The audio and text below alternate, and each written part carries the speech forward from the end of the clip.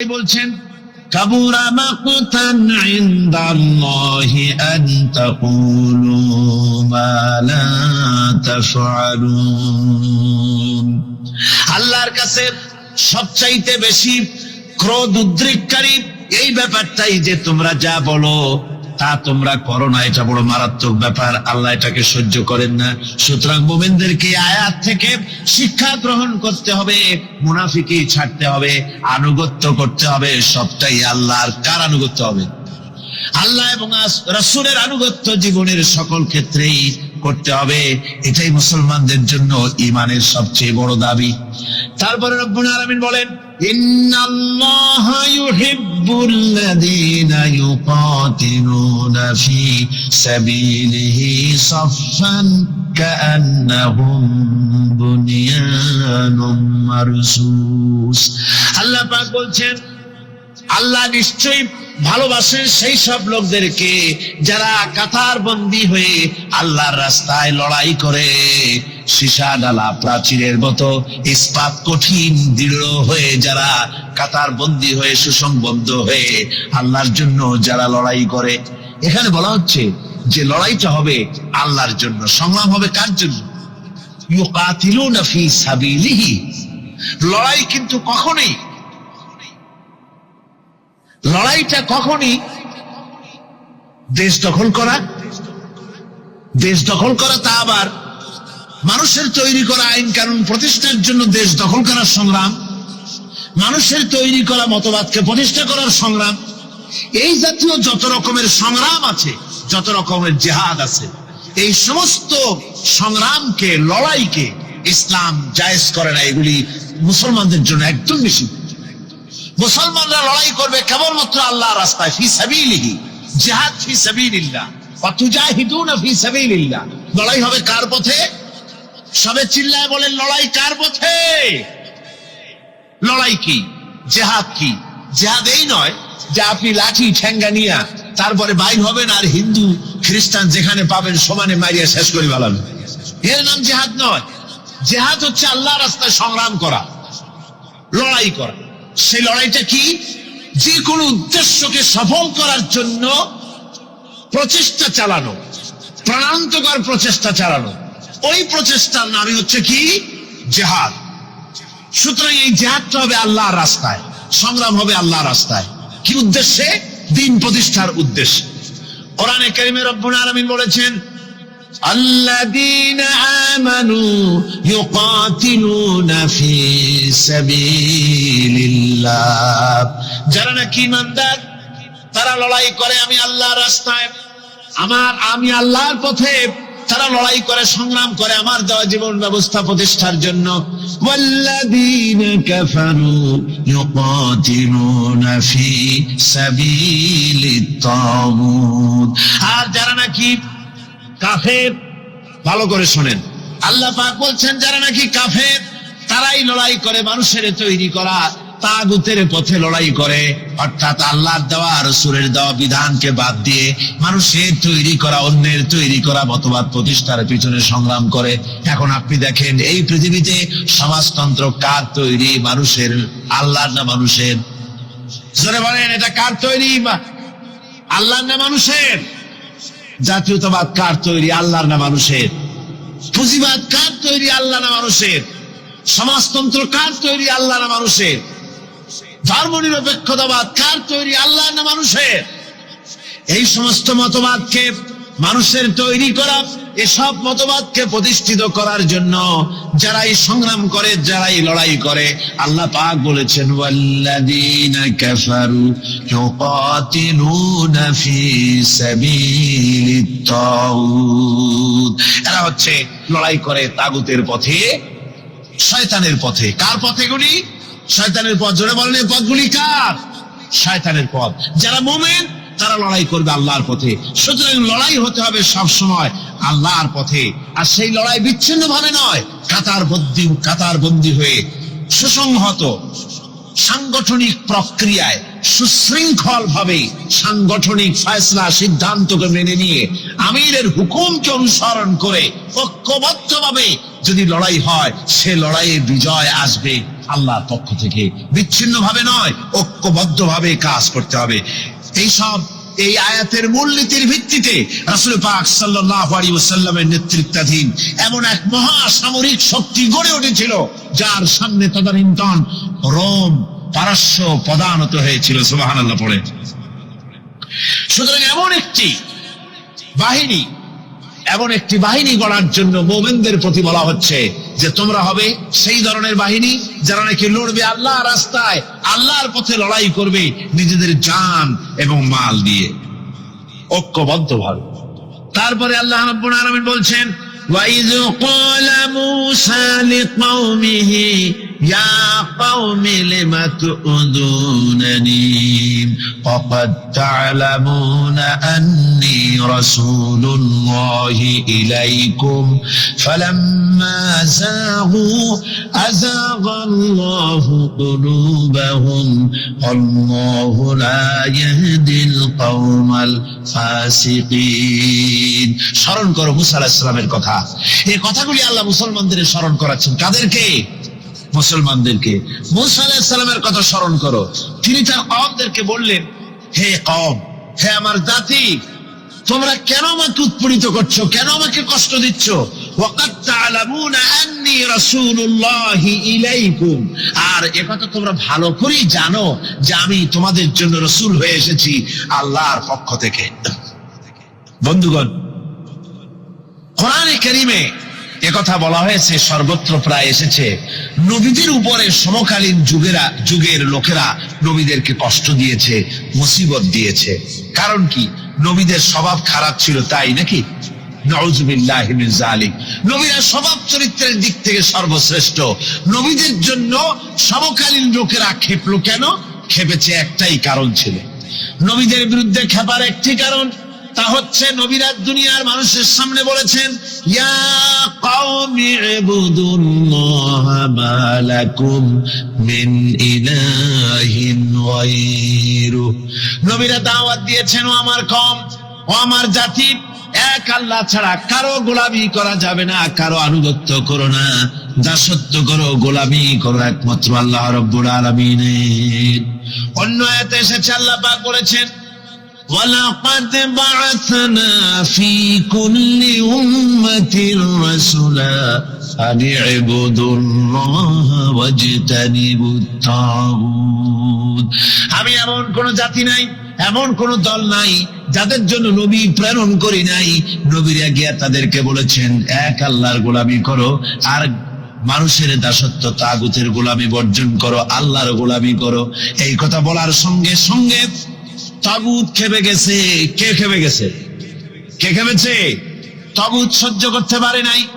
তাগুত বলা হয় সেই শক্তিকে, যে শক্তি নিজে শুধু আল্লাহর আইন অমান্য করে বসে থাকে না, অন্যদেরকেও আল্লাহর আইন অমান্য করতে বাধ্য করে। ওরাই খেপে গেল। ওরা খেপে মার আরম্ভ করে দিল। হযরতে মুসা আলাইহিস সালাম মার খেয়েছেন। হযরতে মুসা আলাইহিস সালাম, হযরত ঈসা আলাইহিস সালাম, ইব্রাহিম আলাইহিস সালাম, নূহ আলাইহিস সালাম, এমন কোন পয়গম্বর আছেন যিনি মার খান নাই? কোরআনে কারীম বলা হচ্ছে, ইয়া হাসরাতান আলাল ইবাদ মা ইয়াতিহিম মির রাসূল। মুস্তাফার দ্বীপ শিখার সাথে আবু লাহাবের স্ফুলিঙ্গের সংঘর্ষ চলে এসেছে। আবহমান কাল থেকে শুরু হয়েছে, আজও চলছে, কিয়ামত পর্যন্ত চলতে থাকবে। তবে কিনা আবু জাহেলের, আবু লাহাবের অগ্নিস্ফুলিঙ্গ নির্বাপিত হয়ে যাবে, আর মুস্তাফা সাল্লাল্লাহু আলাইহি ওয়াসাল্লামের দীপ শিখা জ্বলতেই থাকবে, নিভে যাবে না। সুবহানাল্লাহ পড়ে। নিভে যাবে না। কারণ হচ্ছে আল্লাহ পাক বলেছেন, ইউরিদুনা লিইউতফিউ নূরাল্লাহি বিআফওয়াহিহিম ওয়াল্লাহু মুতিম্মু নূরিহি ওয়ালাউ কারিহাল কাফিরুন। কাফের বেঈমানেরা চায় মুখের ফু দিয়ে আমার আলোকে নির্বাপিত করে দেবে, আমার দ্বীনকে দুনিয়া থেকে মিটিয়ে দেবে। আল্লাহ পাক বলেন আমি আমার দ্বীনকে পূর্ণতা দান করব, জাঁকজমকের সাথে আমার দ্বীন দুনিয়ার বুকে প্রতিষ্ঠিত হবে। তাতে কাফেরদের কলিজার ভিতরে যতই জ্বালা যন্ত্রণা হোক না কেন, ওদের মনে যত কষ্ট হোক, ইসলাম প্রতিষ্ঠিত হবে। আল্লাহ বলেছেন, কে বলেছেন? আল্লাহ পাক, আমি আমার দ্বীনকে পূর্ণতা দান করব। সুতরাং কাফেররা বাধা দিল নবীদের। কারা বাধা দিল? কাফেররা। যারা বাধা দিল তারা সংখ্যায় 3 শ্রেণী। কয় শ্রেণী? ভালো করে মনে রাখে। 3 শ্রেণীর লোকেরা নবীদেরকে বাধা দিয়েছে। মুসা আলাইহিস সালাম বলছেন, কেন আমাকে কষ্ট দিচ্ছ অথচ তোমরা জানো যে আমি আল্লাহর রাসূল? এই যে পয়গম্বরদেরকে বাধা দিল 3 শ্রেণীর লোকেরা। কারা দিল? 3 শ্রেণীর লোকেরা দিল। প্রথম শ্রেণী হচ্ছে রাষ্ট্র শক্তি। প্রথম কারা? 2 নম্বরে বাধা দিল বিত্তশালী, যাদের টাকা আছে, পয়সা আছে, বড় লোক। এই বিত্তশালী ধনাঢ্য ব্যক্তি হলো 2 নম্বর। আর 3 নম্বরে বাধা দিল ধর্মের নামের 1 শ্রেণীর ব্যবসায়ীর দল। তাহলে কয়টা হলো? 3টা। 3 শ্রেণীর লোকেরা বাধা দিয়েছে নবীদেরকে। বর্তমানে তারা আর নাই। জি, বর্তমানেও আছে, ভবিষ্যতেও থাকবে। 3 শ্রেণীর লোকেরাই বাধা দিয়েছে, বর্তমানেও দিচ্ছে, ভবিষ্যতেও। এই 3 শ্রেণীর প্রথম শ্রেণী হলো রাষ্ট্রশক্তি। রাষ্ট্রশক্তি বাধা দিল কেন? কেন বাধা দিল? রাষ্ট্রশক্তি যেমন ফেরাউন, রাষ্ট্রশক্তি নমরুদ, রাষ্ট্রশক্তি হচ্ছে আবু জেহেল, আবু লাহাব, আবু সুফিয়ান, উতবা, সাইবা, মুগীরা। এরা বাধা দিল, রাষ্ট্রশক্তি বাধা দিল। বাধা দেওয়ার কারণ হলো রাসূলুল্লাহ বলেছেন, নবীরা বলেছেন, তারা বলেছেন সবাই, ইয়া কওমি ইবুদুল্লাহ মা লাকুম মিন ইলাহিন গায়রু। নবীজি বলেছেন, ইয়া আইয়ুহান নাস কুলু লা ইলাহা ইল্লাল্লাহ তুফলিহুন। ও মানব সকল, ঘোষণা করে দাও কোনো ইলাহ নাই, কোনো আইনদাতা নাই, কোনো বিধানদাতা নাই, আল্লাহ ছাড়া কোনো উপাস্য নাই, মাবুদ নাই।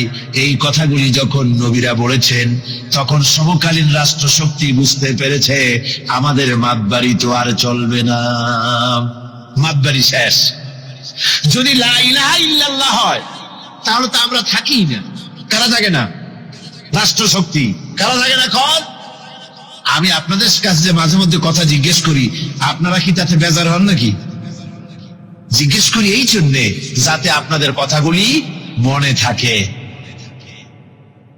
রাষ্ট্রশক্তি বাধা দিল এই কারণেই যে আমরা তো তাহলে আর থাকি না। লা ইলাহা, কোনো ইলাহ নাই, কোনো আইনদাতা নাই, কোনো বিধানদাতা নাই, কোনো শাসনকর্তা নাই, কেউ নাই আল্লাহ ছাড়া। একমাত্র আইন চলবে আল্লাহর। তাহলে আমরা নাকি কোন কাজে? আমাদের তো নেতৃত্ব থাকবে না, আমাদের মাতবাড়ি থাকবে না, আমাদের আইন চলবে না, আমরা তো বেকার হয়ে যাব। সুতরাং এইটাকে বন্ধ করতে হবে, এটাকে বন্ধ করতে হবে, এটা বন্ধ করতে হবে। এই আইন যদি চালু হয় তাহলে তো মৌজ করা যাবে না, ফুর্তি করা যাবে না, ইট, ড্রিঙ্ক এন্ড বি মেরি, এগুলি তো আর চলবে না। ডু ফুর্তি, নো চিন্তা, এসব তো আর চলবে না। মদ খাওয়া, জুয়া খেলা, শয়তানি করা, বদমাশি করা, জনগণের টাকা নিয়ে নিজের বাপের সম্পত্তি মনে করে তা গ্রহণ করা, এভাবে করে সর্বনাশ করা তো আর চলবে না, মাতবাড়ি তো চলবে না। সুদ যদি কোন দেশ আল্লাহর কোরআন অনুযায়ী হারাম ঘোষিত হয়, আল্লাহ তো হারাম করে দিয়েছেন, দেশে যদি সুদ মুক্ত ব্যাংকিং চালু হয় তাহলে উপকৃত হবে শুধু মুসলমান না সব জাতের মানুষ? সব জাতের মানুষ। সুদ দিয়ে মানুষ শোষিত হয়। মদ যদি বন্ধ হয়ে যায়, রাষ্ট্রশক্তি যদি কোরআনের আইন অনুযায়ী, আল্লাহ বলেছেন মদ হারাম, মদ যদি নিষিদ্ধ ঘোষিত হয়, উপকার পাবে না সবাই উপকার পাবে? জেনা যদি বন্ধ হয়ে যায়, সরকার কর্তৃক জেনা যদি বন্ধ করে দেওয়া হয়, তাহলে উপকার কি মুসলমানদের না সারা পৃথিবীর সমস্ত মানুষের? পর্দা করা ফরজ, এই পর্দা প্রথা যদি চালু হয় তাহলে নারীর ইজ্জত রক্ষা হবে শুধু মুসলমানদের না সারা পৃথিবীর সমস্ত নারীর? দেখুন, ইসলামের মদ বলেন, সুদ বলেন, ঘুষ বলেন, জেনা বলেন, জুয়া বলেন, যত রকমের আইন ইসলাম করেছে, চোরের হাত কাটা আইন হোক, আর আপনার হত্যাকারীকে কতল করাই হোক, কেসাস হোক, যত রকমের আইন করেছে, সমস্ত আইন দ্বারা উপকৃত হবে সারা পৃথিবীর সমস্ত মানুষ। এই জন্য ইসলাম ইসলাম সাম্প্রদায়িক নয়, মুসলমানেরও সাম্প্রদায়িক নয়। ইসলাম হচ্ছে সার্বজনীন, ইসলাম হচ্ছে বিশ্বজনীন। আজকে রাষ্ট্রশক্তি পয়লা নম্বরেই বাধা দেয় তাদের ক্ষমতাকে টিকিয়ে রাখার জন্য, ক্ষমতাকে কুক্ষিগত করার জন্য হারাম ভাবে, অবৈধভাবে সরকারের জনগণের মালকে, সম্পদকে ভক্ষণ করার জন্য নিজেদের ফুর্তি, নিজেদের মনের চাহিদা, নিজেদের নফস এবং প্রবৃত্তি অনুযায়ী চলার জন্য তারা এই নিজেদের ক্ষমতাকে টিকিয়ে রাখার জন্য ইসলামকে চিরকাল তারা বাধা দিয়ে এসছে। 2 নম্বরে বাধা দিয়েছে যারা, সেটা হচ্ছে কি? বিত্তশালী ধনী ব্যক্তিরা, বিত্তশালী ধনাঢ্য ব্যক্তিরা, ওরাই ইসলামের চিরকাল ইসলামের বাধা দিয়ে আসছে, এখনো দিচ্ছে, ভবিষ্যতে দেবে, তবে সব না। ধনী হযরত ওসমান রাদিয়াল্লাহু তাআলা আনহু ধনী ছিলেন, ওই রকম ধনী ব্যক্তি এখন আলহামদুলিল্লাহ কিছু কিছু আছে যারা হযরত ওসমান রাদিয়াল্লাহু তাআলা আনহুর মতো দুহাতে সম্পদ বিলায় দেয়, নাম কামাবার জন্য না, আল্লাহর রাস্তে দিয়ে দেয়। আছে না দুই একজন? আছে, সমাজে আছে। কিন্তু অধিকাংশ বিত্তশালী ব্যক্তিবর্গ তারা বাধা দেয় ইসলামকে। বাধা দেয় কেন? বাধা দিয়েছিল মুসা আলাইহিস সালামের জামানায়, হুজুরের জামানায় উমাইয়া বাধা দিয়েছিল। এভাবে করে প্রত্যেক যুগে বড় বড় ধনীরা তারা ইসলামকে বাধা দেয়। তাদের আল্লাহ তাদের টাকা দিয়েছে, পয়সা দিয়েছে, অবৈধভাবে তারা পয়সা নিজেরা উপার্জন করেছে। এই পয়সা দিয়ে তারা সাহায্য করে বাতিলকে, ইসলামকে সাহায্য করে না, ইসলামকে সাহায্য করে না। বাতিলকে অমুক দলের নেতা আসবে, অমুক দলের অমুক আসবে, 50,000 টাকা দিয়ে দেয়, 50,000 টাকা, 2 লাখ টাকা, 5 লাখ টাকা, অমুকের ইলেকশন তো দিয়ে গেল 5 লাখ, 10 লাখ, 20 লাখ, কোটি খানেক টাকা দিয়ে গেল, 2-3 কোটি দিয়ে দিল। কিন্তু ইসলামের কোরআনের মাহফিল হবে, তাফসীর হবে, 5টা টাকা বাইরেতে কলিজাটা ছটফট করতে থাকে এইসব লোকে, ঠিক কিনা কন? ইসলামের জন্য কাজ হবে, ইসলামের জন্য কোন প্রোগ্রাম হাতে নেওয়া হয়েছে, অথবা ইসলামের জন্য নির্বাচন হচ্ছে, এই ধরনের যত রকমের প্রক্রিয়া আছে, এই প্রক্রিয়াগুলি করতে গেলে পরে তখন তাদের থেকে টাকা বের হতে চায় না, বাতিলকে সাহায্য করে চূড়ান্ত ভাবে, আর ইসলামকে দিতে চায় না। তার কারণ ইসলাম যদি ক্ষমতায় যায় তাহলে অবৈধ পন্থায় যেসব টাকা রোজগার করা হয়েছে এই পথগুলি বন্ধ হয়ে যাবে। তাই তাদের ভয় ইসলামের প্রতি, যেগুলি পথ যদি বন্ধ হয়ে যায় তাহলে তো আমাদের ফুর্তি আর চলবে না, মৌত চলবে না, জিনা ব্যভিচার চলবে না, শয়তানি বদমাশি চলবে না। সেই জন্য তাদের টাকা দিয়ে তারা ইসলামকে দুহাতে ঠেকাবার জন্য তারা প্রচেষ্টা চালায়, করে যে তারাই যেন বেহেশতের এজেন্ট, তাদেরকে খুশি করতে পারলেই আল্লাহ খুশি হয়ে যাবে। এই জাতীয় একটা ভাব দ্বারা তারা মানুষের সামনে নিজেকে পেশ করে থাকে, আর ধর্মের বিভিন্ন অনুভূতি দিয়ে মানুষের কাছ থেকে টাকা পয়সা শোষণ করে নেওয়ার পথ চালু করে দেয়, সহজে বেহেশতে যাওয়ার পথ চালু করে দেয়। এ ধরনের অনেক বেদাত পূর্ণ কাজ তারা করে, আর বেদাত আর শিরকের মাধ্যমে ধর্মীয় অনুভূতি দিয়ে মানুষের কাছ থেকে টাকা পয়সা লুট করে নেওয়ার জন্য চেষ্টা করে। এই যে আপনি দেখেন বর্তমানে এই যে রজব মাস, এটা সাবান শুরু হয়েছে বোধহয়, রজব মাস চলে গেল, রজব মাস আসতে পরে খাজা বাবার মহব্বতের লোকের আর অভাব থাকে না, এমনি নামাজ পড়ে না, কিন্তু রজব মাস আসতে পরে তখন ড্যাগ নিয়ে, ড্যাগের উপরে লাল কাপড় চড়াই দিয়া, শালু কাপড় চড়াই দিয়া তারপরে টাকা পয়সা রোজগার করার জন্য দারুণ ভাবে চেষ্টা করে। খাজার এত মহব্বত, নামাজ পড়ে না একক তো, বললেন নামাজ পড়ে না, খাজার দারুণ মহব্বত করে। আসলে তো খাজার মহব্বত না, আসল ব্যাপারটা হচ্ছে ইয়া খাজা কুছ তো আজা, পেট তো ভর যা, নিজের পেট ভরার জন্য, নিজের টাকা পয়সা লুটতরাজ করার জন্য এইভাবে করে তারা খাজার মহব্বত হিসেবে নিজেকে পেশ করে। এইভাবে কেউ মাজার দিয়া, কেউ ওরস দিয়ে, কেউ এই ধরনের নানান রকমের বিদআতপূর্ণ কাজ করে করে জনগণের কাছ থেকে টাকা পয়সা বাতিল পন্থায় ভক্ষণ করে। আল্লাহ পাক বলছেন শুধু বাতিল পন্থায় জনগণের মালকে ভক্ষণ করে যদি বসে থাকতো তাওটা হতো, তাও না। ওয়াসুদ্দুনা আন সাবিলিল্লাহ, বাতিল পন্থায় জনগণের মাল ভক্ষণ করে, এটা হলো 1। 2 নম্বরে সব সময় তারা ইসলামী আন্দোলনকে বাধা দেয়, ইসলামের পথে, আল্লাহর পথে সব সময় ফতোয়া দিয়ে, ফতোয়াবাজি করে তারা ইসলামের আন্দোলনের পথে লোকেরা যেন যাইতে না পারে, ইসলামী আন্দোলনে শরীক হতে না পারে, সেজন্য আপ্রাণ প্রচেষ্টা করতে থাকে এই শ্রেণীর লোকেরা। এই 3 শ্রেণীর লোক ইসলামকে চিরকাল বাধা দিয়ে এসেছে। তাই আমি আজকে আপনাদের সামনে এই কথাই বলতে চাই যে আল্লাহ রাব্বুল আলামিন কোরআনে কারীমের এই সূরাটির এই আয়াতগুলির মধ্যে পরিষ্কার করে আমাদের সামনে বলে দিলেন যে মুনাফিকি বর্জন করতে হবে। 1 নম্বরে কি? মুনাফিকি বর্জন করতে হবে। মুনাফিকি মারাত্মক রোগ, সেই রোগগুলি সম্পর্কে আমি আপনাদের সামনে আলোচনা করেছি। 2 নম্বরে বলা হয়েছে আল্লাহ ঘৃণিত, সর্বাধিক ঘৃণিত ব্যক্তি আল্লাহর কাছে মুনাফিকরা। সর্বাধিক ঘৃণিত কারা? মুনাফিকরা। আর সবচাইতে আল্লাহ ভালোবাসেন কাদেরকে? যারা নাকি কাতারবদ্ধভাবে আল্লাহর রাস্তায় লড়াই করে আল্লাহর দ্বীন প্রতিষ্ঠার জন্য, তারা হলো আল্লাহ সবচাইতে বেশি প্রিয়।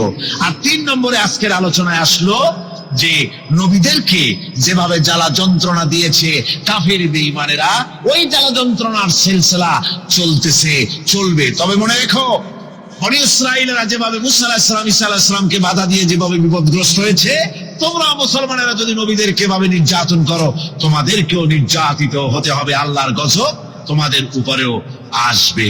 এখন আমি মুনাজাত করব। মুনাজাতের জন্য দাঁড়ানো ভাইরা বসেন। এই যে দাঁড়ানো ভাই যত আছেন, ডানে বামে সমস্ত মুসলমান মাহফিলের মাঝখানে যারা দাঁড়াইছেন, সব বসুন। এক মুহূর্তের ভিতরে বসে পড়ুন। মুনাজাতের শরীক হন সমস্ত মুসলমান ভাইরা, যার যার জায়গায় বসে মুনাজাতে শরীক হয়ে যান। মুনাজাতের পর আজান হবে, এশার নামাজ বা জামাত আপনারা আদায় করে যাবেন। এত বড় জামাত যেন কেউ নষ্ট করবেন না। আপনাদের মাহফিলে আসা, বসা, শোনা সবটাই বরকতপূর্ণ হবে যদি জামাতে নামাজ আদায় করে যান। আর জামাত ছেড়ে যাওয়া, এটা কোরআনে কারীমের মাহফিলে শুনতে এসে জামাত না পড়ে যাওয়া, এটা একটা দারুণ দুর্গতি হবে। আমি আশা করব আপনারা কেউ জামাত ছেড়ে যাবেন না। উজুর ব্যবস্থা আছে বোধহয়? উজুর ব্যবস্থা আছে। উজু না থাকলে উজু করে নেবেন। মোনাজাত শেষ হওয়ার সাথে সাথে যাদের উজু নাই, উজু করে আসবেন। আল্লাহুম্মা আমিন। দুনিয়াটাই তার কাছে সব। ইট, ড্রিঙ্ক এন্ড বি মেরি, খাও পান করো, দুনিয়াটা মস্ত বড়। এই বেলা ভাই মদ খেয়ে নাও, কাল মিশিতের ভরসা কই, চাঁদনি জাগিবে যুগ যুগ ধরি, আমরা তো আর রব না সই, জম্মের খাওয়া খাও। আর আল্লাহ কয় কুলু ওয়াতামাত্তাউ, খা জম্মের খাওয়া। তাই ঘুষের টাকা দিয়া বড় বড় পাঙ্গাস খায়, খাসির চর্বি খায়, পেট খান ফুলতে ফুলতে 2 খান তরমুজের সাইজ হয়ে যায়। কিছু কিছু লোক দেখা যায় বেল পড়ছে, বেলটে কান্দে যে আল্লাহ ফাটিয়ে যাই কখন। হালাল খান, বড় বড় পাঙ্গাস খাওয়া বাদ দেন। যা বেতন পান এ দিয়ে পাঙ্গাস কেনেন কেমনে? বিশাল পাঙ্গাসের চর্বি, খাসির চর্বি, এগুলো জমের মতো খাবেন, হার্টের ভিতরে করোনারি আর্টারি গুলি চর্বি দিয়ে ব্লক হয়ে যাবে। 2 দিন পরে অ্যানজাইনা শুরু হবে, হার্টের বেদনা, তারপরে বাইপাস অপারেশন। সুতরাং ওগুলো খাইয়া হারাম, খাইয়া কোনো মজা নাই। কম দামের জিনিস খান, যা হালাল বেতন পান, কম দামের জিনিস খান, কচু শাক খান। হাসতেছেন আপনারা? আরে ভাই, কচু শাকে 100% ক্যালোরি। কচু শাক খান বেশি করিয়া। বিদেশি আপেল, আপেল তো আমার দেশে হয় না, বিদেশি আপেল বেশি না খাইয়া দেশের পেয়ারা খান। 2টা আপেলের সমান 1টা পেয়ারা। কোক 7 আপ, ইহুদিদের পণ্য না খাই একটা জাপ খান।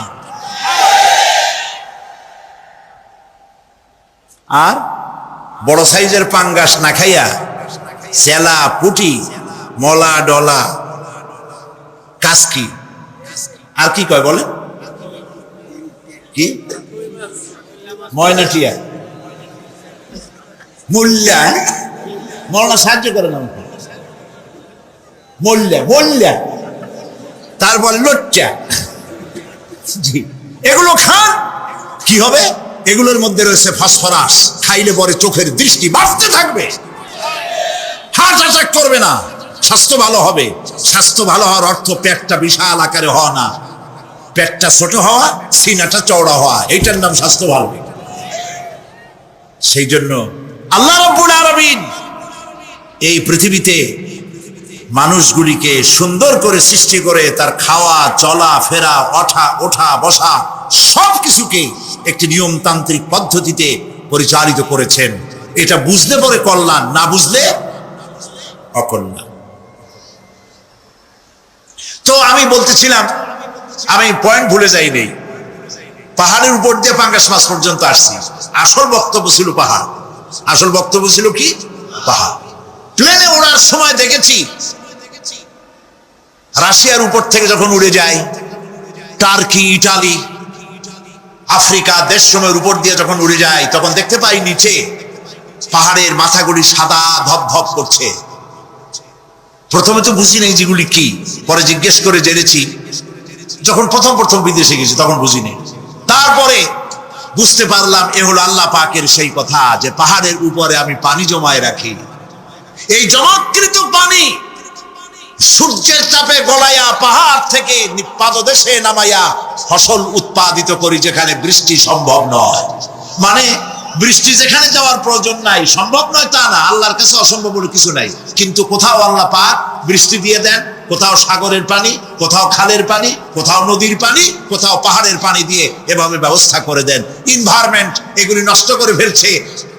একটা দেশ আছে যার নাম, একটা মহাদেশ যার নাম অ্যান্টার্কটিকা। এই অ্যান্টার্কটিকা মহাদেশে কোনো মানুষ নাই, আছে শুধু পেঙ্গুইন। এই পেঙ্গুইন সাদা বডি, তার উপরে কালো একটা কোটের মতো গায়ে দেওয়া, পেঙ্গুইন, আর কিছু নাই, শুধু বরফ আর বরফ। এগুলি জমা করে রাখার মধ্যে রয়েছে আল্লাহ পাকের বিশেষ কুদরত, যা আল্লাহ পাক মানুষের জন্য তৈরি করে রেখেছেন। মানুষ বুঝতে পারে না। এনভায়রনমেন্ট নষ্ট করে ফেলার পরে এই বরফগুলি গড়ে যাচ্ছে, নষ্ট হয়ে যাচ্ছে। আল্লাহ পাক এই পৃথিবীর ভারসাম্য কিভাবে রক্ষা করেছেন তার বিজ্ঞান ভিত্তিক আলোচনা এই পরিবেশে স্বল্প সময়ে সম্ভব নয়। তবে আপনারা জানতে পারবেন কিভাবে, আমি বলে দেব ইনশাআল্লাহ। এরপরে আল্লাহ পাক বলছেন, ওয়া খালাকনাকুম আজওয়াজা, আর এই পৃথিবীর বংশধারাকে, সৃষ্টি ধারাকে ঠিক রাখার জন্য আমি তোমাদেরকে জোড়ায় জোড়ায় সৃষ্টি করেছি। সুবহানাল্লাহ। প্রত্যেকটি প্রাণীর ভিতরে স্ত্রী জাতীয়, পুরুষ জাতীয় আছেই, আছে কিনা বলেন? এমন একটা নামকরণ যেখানে শুধু পুরুষ, নারী নাই, স্ত্রী জাতীয় নাই, আছে নাকি? নাই। বংশধারা বৃদ্ধি করার জন্য প্রত্যেকটি প্রাণী আল্লাহ পাক বলছেন জোড়ায় জোড়ায় বানাইছি, তোমাদেরকেও আমি জোড়ায় জোড়ায় বানিয়েছি। আর কি করেছি? আল্লাহ পাক বলছেন,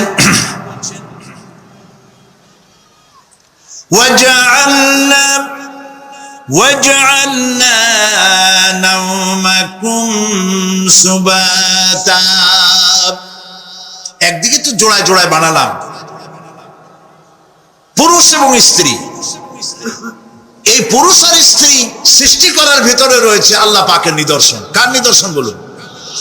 কোরআনে কারিমে আল্লাহ পাক বলেন, وَمِنْ آيَاتِهِ أَنْ خَلَقَ لَكُم مِّنْ أَنفُسِكُمْ أَزْوَاجًا لِتَسْكُنُوا إِلَيْهَا وَجَعَلَ بَيْنَكُم مَّوَدَّةً وَرَحْمَةً إِنَّ فِي ذَلِكَ لَآيَاتٍ لِقَوْمٍ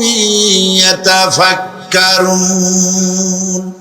আর আল্লাহ পাকের অসংখ্য নিদর্শনের মধ্যে এটিও নিদর্শন যে তিনি তোমাদের থেকে তোমাদের জোড়া সৃষ্টি করেছেন, তোমাদের স্ত্রী বানাইছেন। কেন?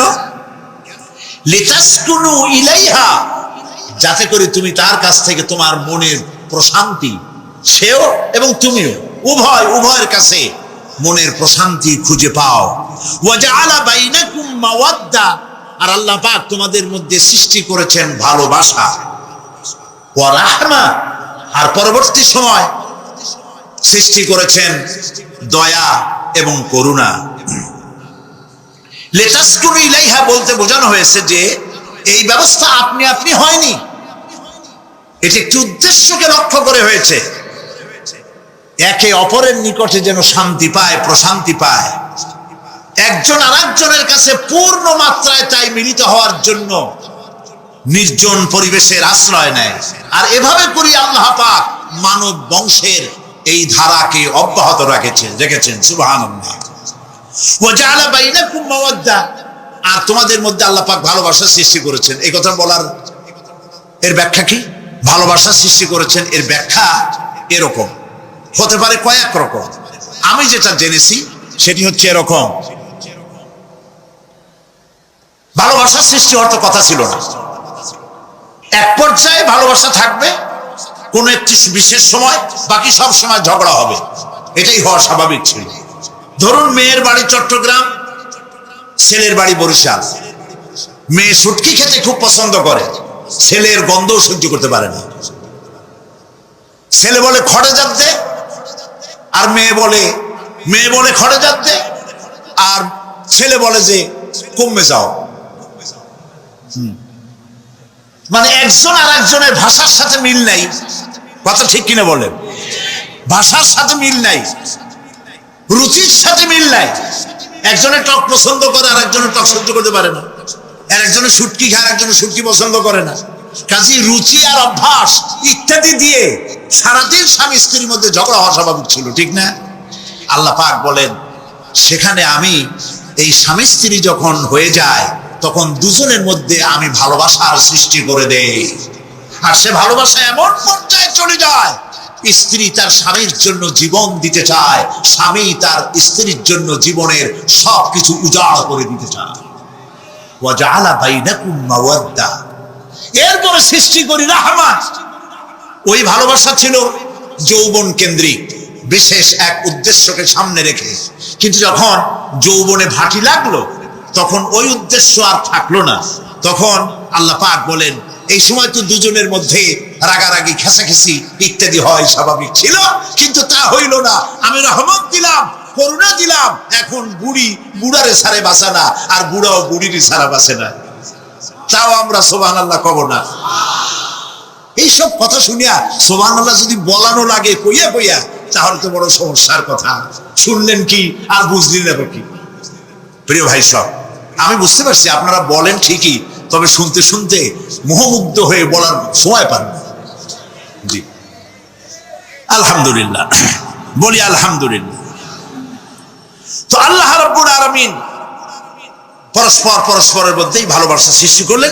এটি আল্লাহ পাকের আয়াত। এটা আল্লাহ পাকের কি বলুন? আয়াত মানে কি? নিদর্শন। বাড়ি বানাবো, বিল্ডিং বানাবো, ইন্ডাস্ট্রি করব, ছেলে বিয়ে দেবো, মেয়ে বিয়ে দেবো অমুক জায়গায় বিরাট লোকের কাছে, ভাবতে ভাবতে ভাবের সাগরে হারিয়ে যায়। আর ভাবনার ভিতরে খেয়ালে যদি কেউ পোলাও পাকায়, বাস্তবে তা হোক আর না হোক, খেয়ালে মনে মনে যদি কেউ পোলাও পাকায়, তাহলে ঘিয়ের দাম যাই হোক না কেন তাতে কিছু আসে যায় না, ঠিক কিনা? মানুষ রঙিন রঙিন ভাবনা ভাবতে খুব মজা পায়। তাহলে আমি কি বুঝাইতে চাইলাম? চোখের কাজ, নাকের কাজ, মুখের কাজ, কানের কাজ, মনের কাজ, প্রত্যেকটি অঙ্গ প্রত্যঙ্গের ভিন্ন ভিন্ন কাজ আছে, ভিন্ন ভিন্ন রুচি আছে।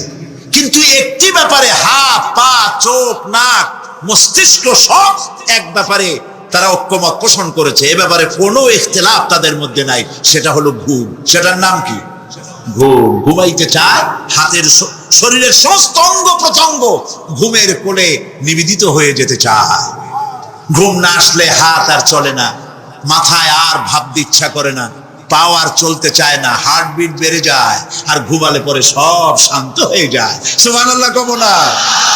আল্লাহ রাব্বুল আলামিন বলেন এই নিদ্রাকে, এই ঘুমকে আমি তোমাদের জন্য শান্তির বাহন বানিয়ে দিয়েছি। আলাম ইয়ারাউ আন্না জাআলনাল লাইলা লিয়াসকুনু ফীহি ওয়ান নাহারা মুবসিরান ইন্না ফী যালিকা লাআয়াতিন লিকাওমি ইউমিনুন। তারা কি আল্লাহ পাকের এই কুদরতের কথা চিন্তা করে না?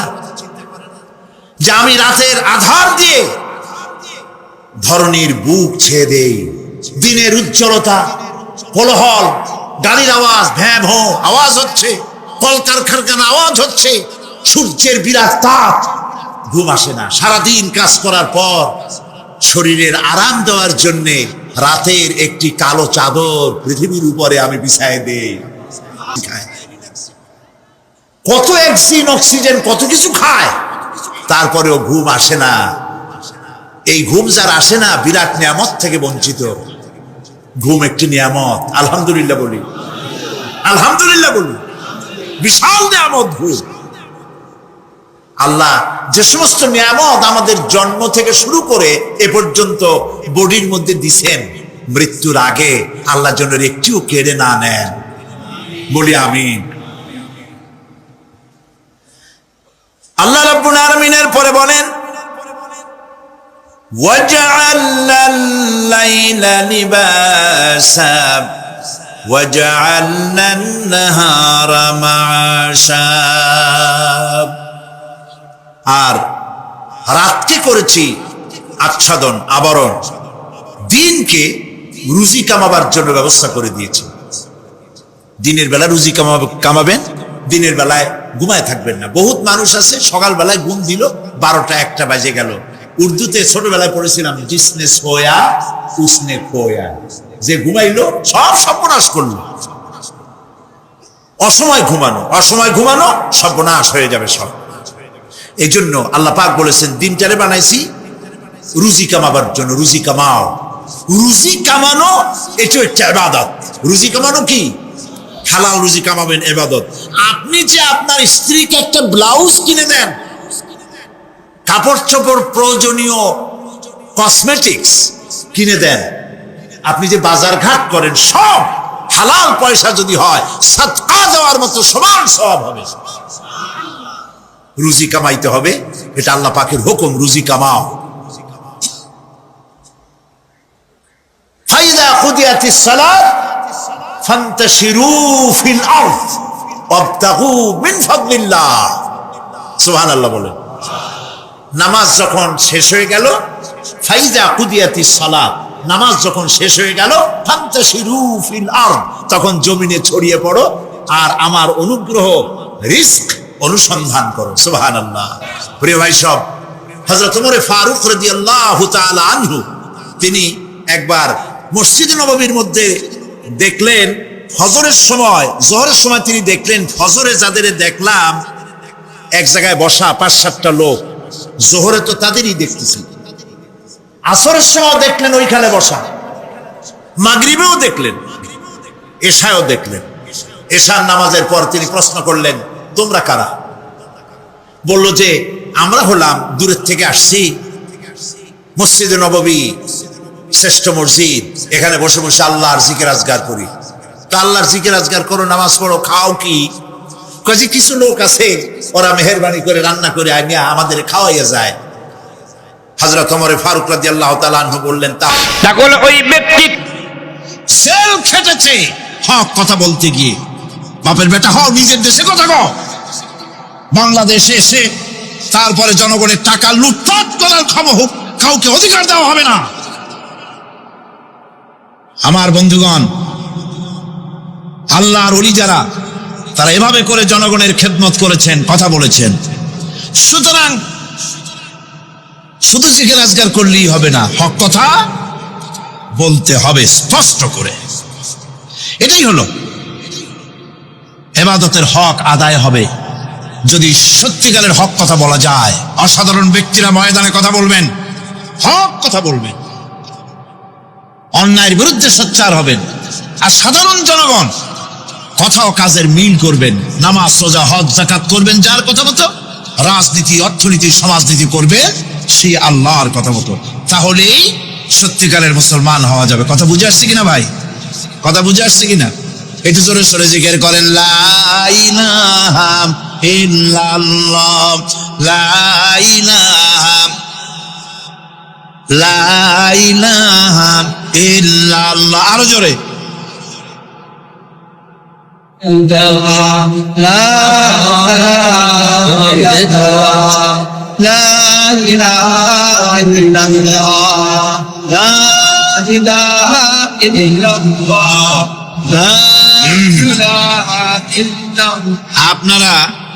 আপনারা যদি মাথা উঠাইয়া দেখতে থাকেন তো কি দেখবেন? মানুষের মাথা আর টুপি ছাড়া তো কিছুই দেখা যাবে না। কাজী ওঠা বসা না করে আজকে এক পবিত্র রাত আমরা আল্লাহর কাছে দোয়া করব। আলোচনার আমি এগিয়ে যাচ্ছি। ইবাদত আমাদেরকে বুঝতে হবে। ইবাদত যদি না বুঝি তাহলে মুসলমান বলে দাবি করারও কোনো মূল্য নাই। মানব জন্ম বৃথা। কারণ হচ্ছে আল্লাহ রাব্বুল আলামিন বলেছেন, মা খালাকতুল জিন্না ওয়াল ইনসা ইল্লা লিয়াবুদুন।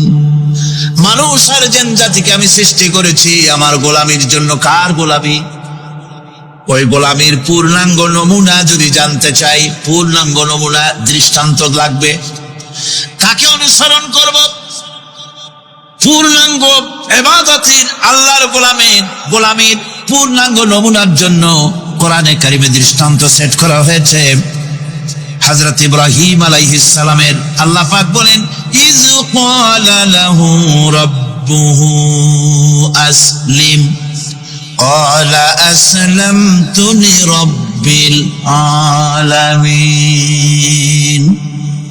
তার অবস্থা এই ছিল, কার? ইব্রাহিম আলাইহিস সালাম। তার অবস্থা এই ছিল যে তার রব যখন তাকে বললেন আনুগত্যের মস্তককে অবনত করে দাও, তিনি বললেন আমি আমার বিশ্বপালকের সামনে মাথাটা নত করে দিলাম। সুবহানাল্লাহ, কোন শর্ত ছাড়াই মাথা নিচু করে দিলাম। এই পন্থায় তিনি যে পন্থাটা অবলম্বন করেছিলেন, এই পন্থায় চলার জন্য তার সন্তানদেরকেও তিনি হুকুম করেছিলেন। ووصى بها إبراهيم ببنيه ويعقوب يا بني إن الله اصطفى لكم الدين فلا تموتن إلا وأنتم مسلمون। ইয়াকুব এবং ইব্রাহিম আলাইহিস সালাম তার সন্তানদেরকে এই উপদেশ দিয়েছিলেন যে তিনি বলেছিলেন, হে আমার সন্তানেরা, আল্লাহ ছাড়া তোমাদের জন্য আল্লাহ পাক এই দ্বীনকে মনোনীত করেছেন। আল্লাহ পাকের আনুগত্য করবে, তার দ্বীনের প্রতি সারেন্ডার করবে। আর খবরদার মুসলমান না হয়ে যেন তোমরা মরে যেও না। মৃত্যু মুসলমান অবস্থায় থাকবে, অর্থাৎ মৃত্যু পর্যন্ত থাকবে কি অবস্থায়? মুসলমান অবস্থায়। أم كنتم شهداء إذ حضر يعقوب الموت إذ قال لبنيه ما تعبدون من بعدي। ইয়াকুব আলাইহিস সালাম তার মৃত্যুর সময় জিজ্ঞেস করেছিলেন, আমার সন্তানেরা, আমার মৃত্যুর পরে তোমরা কার ইবাদত করবে, তার কার গোলামি করবে? তারা জবাব দিলেন, قالوا نعبد إلهك وإله آبائك إبراهيم وإسماعيل وإسحاق إلها واحدا ونحن له মুসলিমুন। নিঃসন্দেহে আমরা ইবাদত করব, গোলামি করব আপনার রবের, আপনার পিতার রবের, এবং আল্লাহর ইবাদত করব। আপনিও আপনার পূর্বপুরুষ ইব্রাহিম, ইসমাইল যে আল্লাহকে ইবাদত করেছে, সে আল্লাহ পাকের ইবাদত আমরা করব এবং তার অনুগত হয়ে থাকব। দাসত্ব এবং দাসত্বের গোলামির পূর্ণাঙ্গ নমুনা হচ্ছেন হযরত ইব্রাহিম আলাইহিস সালাম। আল্লাহর গোটা জমিন যখন শিরকের অন্ধকারে ডুবে গিয়েছিল, তখন হযরত ইব্রাহিম আলাইহিস সালাম তাওহীদের আলো জ্বালিয়ে দিয়েছিলেন। এই নিবেদিতদের ইমাম হিসাবে আল্লাহ পাক তাকে ঘোষণা দিলেন। কোরআনে কারীম বলছে, وَإِذَا ابْتَلَى إِبْرَاهِيمَ رَبُّهُ بِكَلِمَاتٍ فَأَتَمَّهُنَّ قَالَ إِنِّي جَاعِلُكَ لِلنَّاسِ إِمَامًا। ইব্রাহিমকে তার রব কয়েকটি বাক্য দিয়ে পরীক্ষা করলেন এবং তিনি সেই পরীক্ষাগুলোতে পাশ করলেন। তখন আল্লাহ রাব্বুল আলামিন তাকে বললেন যে আমি তোমাকে গোটা বিশ্ব মানবতার জন্য, গোটা বিশ্বের সমস্ত মানুষের জন্য আমি তোমাকে নেতা বানাবো। সুবহানাল্লাহ ওয়া বিহামদিহি। প্রথম পরীক্ষা হলো, গতকাল বলেছি, সে আগুনের পরীক্ষা। সেখানে আল্লাহ পাক তাকে পাশ করালেন, তিনি পাশ করলেন। দ্বিতীয় পরীক্ষা ছিল বিবি এবং নবজাতক সন্তানকে নিয়ে। আল্লাহ হুকুম করলেন, এই বিবি আর বাচ্চারে নিয়ে মরুভূমিতে রেখে আসো। মরুভূমিতে যেখানে ঘর নাই বাড়ি নাই, সেই জায়গায় বিবি এবং বাচ্চাকে রেখে যাওয়ার সময় তিনি বললেন, রব্বানা ইন্নী আসকানতু মিন যুররিয়্যাতি বিওয়াদিন গায়রি যী যারইন ইনদা বাইতিকাল মুহাররাম। হে আল্লাহ রাব্বুল আলামিন, আমি পানি এবং তরুলতাবিহীন এক মরুভূমির ভিতরে আমার বংশের একটি অংশকে এখানে রেখে গেলাম। তোমার ঘরের কাছে পুনর্বাসিত আমি তাদের কাছে, এই ঘরের কাছে, সম্মানিত ঘরের কাছে রেখে গেলাম। পরীক্ষায় তিনি পাশ করলেন। হযরতে হাজেরা প্রশ্ন করলেন, ইব্রাহিম, পানি নাই, খাবার নাই, মানুষ নাই, ঘর নাই, বাড়ি নাই, মরুভূমির ভিতরে আমাকে আর আমার বাচ্চারে ফেলে রেখে যাচ্ছ কেন? কোনো জবাব নাই। 2 বার 3 বার প্রশ্ন করলেন। এরপরে তিনি আবার প্রশ্ন করলেন, বললেন, ইব্রাহিম, এটা কি আল্লাহর হুকুম নাকি? হযরত ইব্রাহিম আলাইহিস সালাম নিজের কলিজার টুকরা সন্তান আর বিবিকে রেখে যেতেছেন ভারাক্রান্ত মন নিয়ে। তিনি আকাশের দিকে আঙ্গুল উঁচু করে দেখালেন। হযরত হাজেরা বুঝলেন ইনি তো আল্লাহর পয়গম্বর, আমার কোনো অপরাধে এভাবে ফেলে যাওয়ার কথা নয়। তিনি বুঝলেন এটা আল্লাহর হুকুম। হযরত হাজেরা বললেন, ইব্রাহিম রে, নিশ্চিন্ত মনে বাড়ি ফিরে যাও। আমার মনে কোনো চিন্তা নাই, কোনো পেরেশানি আর এখন নাই। আল্লাহর হুকুমে যদি আমাকে এই মরুভূমির ভিতরে ফেলে যেয়ে থাকো, তাহলে আমি ওই আল্লাহর প্রতি এতটা ভরসা রাখি যে এই মরুভূমির ভিতরে জল পানি শূন্য, খাদ্য শূন্য জায়গায় আমি আমার বাচ্চাকে আল্লাহ রব্বুল আলামিন না খাওয়াইয়া মারবেন না। দ্বিতীয় পরীক্ষায় পাশ করল। 3 নম্বরে পরীক্ষা হলো, সন্তান বড় হয়ে গেছে, বুদ্ধি হয়েছে, দৌড়াতে পারে। আল্লাহ রাব্বুল আলামিন হুকুম করলেন, ছেলেকে জবাহ করো। কত বড় আগুনের পরীক্ষা!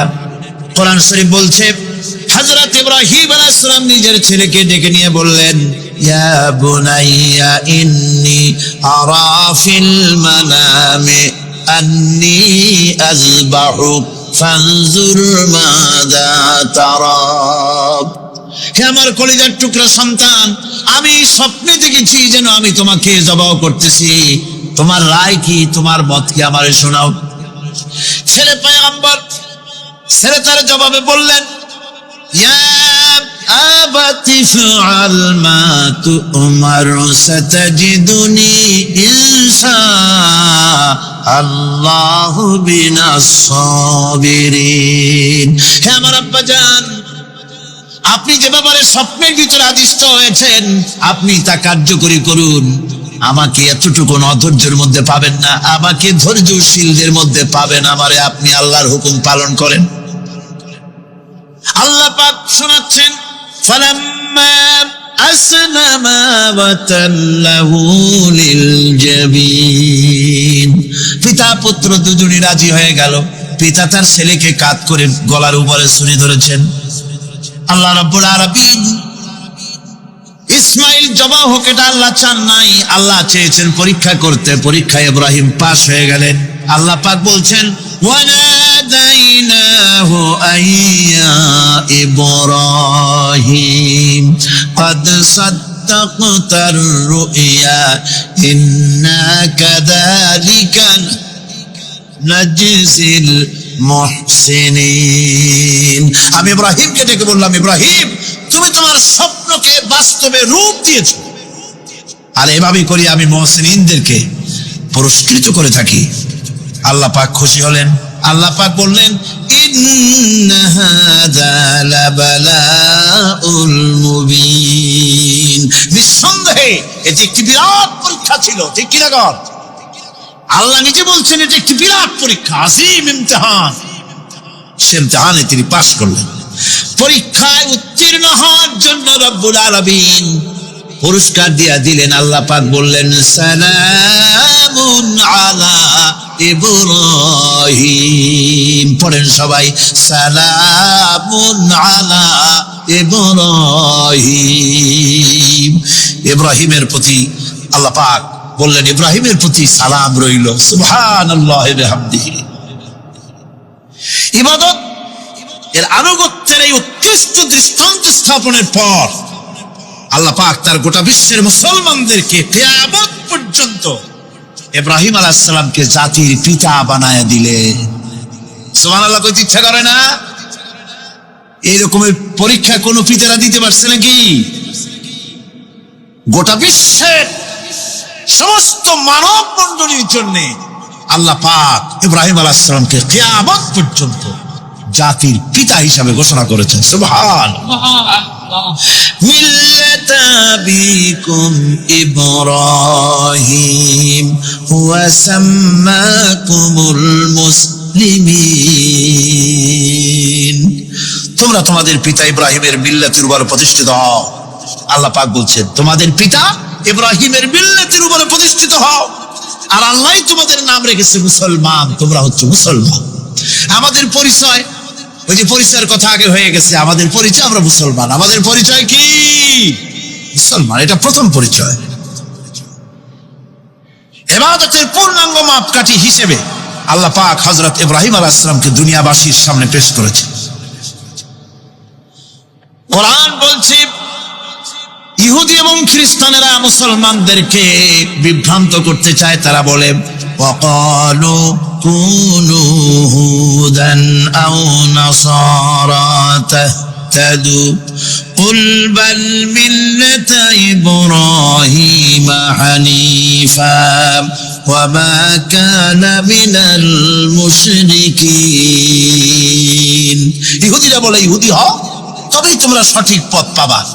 খ্রিস্টানের বলে খ্রিস্টান হও, তবেই তোমরা সঠিক পথ প্রাপ্ত হবে। আল্লাহ পাক বলছেন এদের সকলকে বলে দাও, বরং তোমরা সব পরিত্যাগ করে মিল্লাতে ইব্রাহিমের ভিতরে শামিল হয়ে যাও। এটাই মুক্তির পথ, এটাই নাজাতের পথ, এটাই আল্লাহর পথ। সুবহানাল্লাহি ওয়া বিহামদিহি।